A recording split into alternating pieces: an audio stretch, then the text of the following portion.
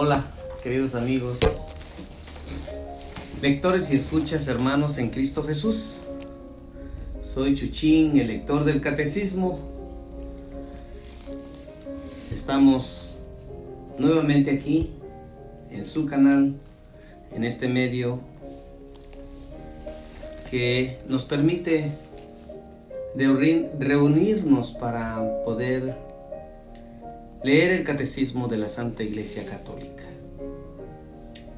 Iniciamos con una oración, como siempre, en el nombre del Padre, del Hijo y del Espíritu Santo. Amén.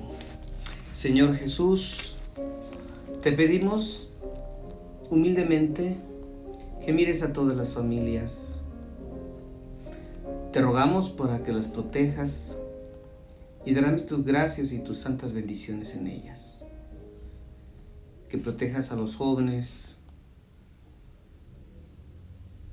y especialmente a los ancianitos también, por los enfermos y por los más necesitados, los indigentes, los que no tienen trabajo, los que no tienen que comer y los que no te quieren conocer.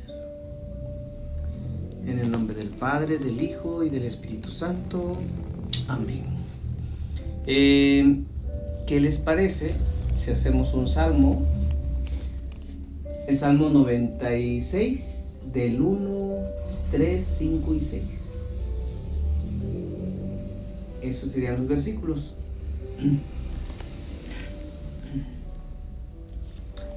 Canten a Yahvé un canto nuevo, canten a Yahvé toda la tierra, canten a Yahvé su nombre, bendecidlo. Anuncien su salvación día tras día. Cuenten su gloria a las naciones, todos los pueblos, y sus maravillas, pues nada son los dioses de los pueblos, mas Yahvé los cielos hizo. Gloria y majestad están ante él, poder y fulgor en su santuario. Bendito sea nuestro Padre, nuestro Señor, quien ha mandado a Jesús a salvarnos, a redimirnos de nuestros pecados. Iniciamos con las 3 preguntitas, ¿qué les parece? La primera pregunta es: ¿qué es un pecado venial? Pecado venial es hacer, decir, pensar, desear u omitir algo contra la ley de Dios o de la Iglesia en materia leve. Pero recuerden, es pecado. La pregunta número 2: ¿cuál es el remedio para el pecado? El remedio para el pecado es la gracia que Dios nos concede por los sacramentos, la oración y las buenas obras. Pregunta 3: ¿qué es la gracia? Ya ven que siempre hablamos que la gracia de Dios y así, ¿verdad? La gracia es un don sobrenatural que nos hace ser hijos de Dios y herederos de su gloria. Alabado sea Jesucristo. Párrafo 2 del Catecismo de la Santa Iglesia Católica Apostólica Romana. Jesús murió crucificado. Punto número 1. El proceso de Jesús.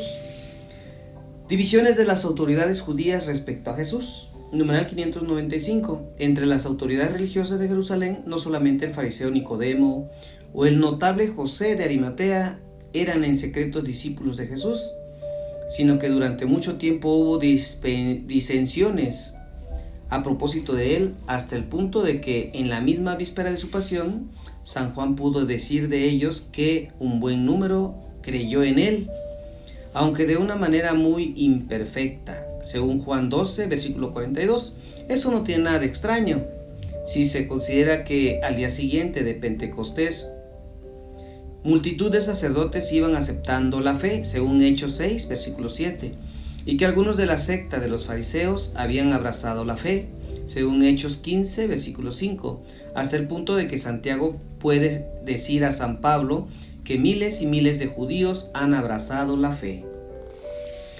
Y todos son celosos partidarios de la ley, según Hechos 21, versículo 20. Numeral 596. Las autoridades religiosas de Jerusalén no fueron unánimes en la conducta a seguir respecto de Jesús. Los fariseos amenazaron de excomunión a los que le siguieran. a los que temían que todos creerían en él, y vendrían los romanos y destruirían nuestro lugar santo y nuestra nación. Según Juan 11, versículo 48, el sumo sacerdote Caifás les propuso profetizando: es mejor que muera uno solo por el pueblo y no que perezca toda la nación. Según Juan 11, versículo 50, el Sanedrín declaró a Jesús reo de muerte, como blasfemo, pero habiendo perdido el derecho a condenar a muerte a nadie, entregó a Jesús a los romanos, acusándole de revuelta política, lo que le pondrá en paralelo con Barrabás, acusado de sedición, según Lucas 23, versículo 19. Son también las amenazas políticas las que los sumos sacerdotes ejercen sobre Pilato para que éste condene a muerte a Jesús. Los judíos no son responsables colectivamente de la muerte de Jesús. Numeral 597. Teniendo en cuenta la complejidad histórica manifestada en las narraciones evangélicas sobre el proceso de Jesús y sea cual sea el pecado personal de los protagonistas del proceso, Judas, el Sanedrín, Pilato, lo cual solo Dios conoce, no se puede atribuir la responsabilidad del proceso al conjunto de los judíos de Jerusalén, a pesar de los gritos de una muchedumbre manipulada y de las acusaciones colectivas contenidas en las exhortaciones a la conversión después de Pentecostés. El mismo Jesús perdonando en la cruz y Pedro siguiendo su ejemplo apelan a la ignorancia de los judíos de Jerusalén e incluso de sus jefes. Menos todavía se podría ampliar esta responsabilidad a los restantes judíos en el tiempo y en el espacio, apoyándose en el grito del pueblo: su sangre sobre nosotros y sobre nuestros hijos, según Mateo 27, versículo 25, que equivale a una fórmula de ratificación. Tanto es así que la Iglesia ha declarado en el Concilio Vaticano II: lo que se perpetró en su pasión no puede ser imputado indistintivamente a todos los judíos que vivían entonces ni a los judíos de hoy.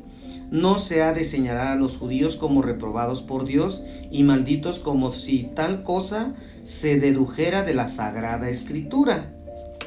Todos los pecadores fueron los autores de la pasión de Cristo. Numeral 598. La Iglesia, en el magisterio de su fe y en el testimonio de sus santos, no ha olvidado jamás que los pecadores mismos fueron los autores y como los instrumentos de todas las penas que soportó el divino Redentor, teniendo en cuenta que nuestros pecados alcanzan a Cristo mismo. La Iglesia no duda en imputar a los cristianos la responsabilidad más grave en el suplicio de Jesús, responsabilidad con la que ellos, con demasiada frecuencia, han abrumado únicamente a los judíos. Debemos considerar como culpables de esta horrible falta a los que continúan recayendo en sus pecados, ya que son nuestras malas intenciones las que han hecho sufrir a nuestro Señor Jesucristo el suplicio de la cruz. Sin ninguna duda, los que se sumergen en los desórdenes y en el mal crucifican por su parte de nuevo al Hijo de Dios y le exponen pública infamia. En este caso con referencia en Hebreos 6, versículo 6. Y es necesario reconocer que nuestro crimen en este caso es mayor que el de los judíos, porque según el testimonio del apóstol, de haberlo conocido, ellos no habrían crucificado jamás al Señor de la gloria. Lo dice y lo refiere Primera de Corintios capítulo 2, versículo 8. Nosotros en cambio hacemos profesión de conocerle, y cuando renegamos de él con nuestras acciones, ponemos de algún modo sobre él nuestras manos criminales. Y los demonios no son los que le han crucificado, eres tú. ¿Quién soy yo? Eres tú quien con ellos lo has crucificado y lo sigues crucificando todavía, deleitándote en los vicios y en los pecados. El libre albedrío nos los ha dado Dios para decidir en hacer malas acciones.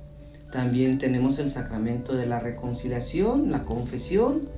Miren que es muy bonito acercarse a la confesión, hacer la penitencia puesta por el sacerdote.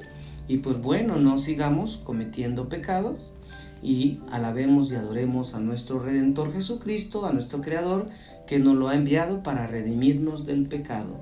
Que Dios sea nuestro amparo, nuestra fortaleza, aumente nuestra fe, nuestra esperanza y nuestra caridad. En el nombre de Cristo nuestro Señor.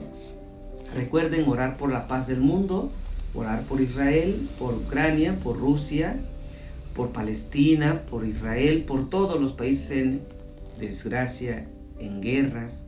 Pidamos por los migrantes, los que se van a buscar una vida mejor a otros países, y que Dios nos ampare.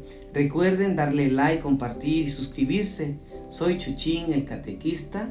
Nos vemos pronto, si es la voluntad de Dios.